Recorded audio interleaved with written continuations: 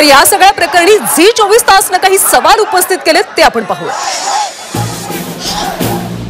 तर मुलीवर अत्याचार त्यावेळी शिक्षक नेमके काय करत होत्या, शाळा प्रशासन करतंय तरी काय, कारवाई करायला उशीर का झाला, शाळेतल्या मुलींची सुरक्षा वाऱ्यावर आहे का, कायदा आणखी कठोर करण्याची गरज आहे का। एक माध्यम म्हणून झी 24 तासने हे काही सवाल उपस्थित केले। या सवालांची खरं तर आता प्रशासन आणि सरकारनं उत्तर देण्याची गरज आहे। अनेक कायदा केल्याचं आपण म्हटलं जातंय, मात्र शाळेत जाणाऱ्या मुलींवर शाळेमध्येच अशा पद्धतीने अत्याचार होत असेल तर त्याची नेमकी जबाबदारी कुणाची। सरकारने आता म्हटलेलं आहे की संस्था चालकांवर गुन्हा दाखल करण्यात आलेला आहे, आरोपीला अटक करण्यात आली, मात्र मुलींच्या सुरक्षेचं पुढे काय हा सवाल अतिशय महत्त्वाचा आहे।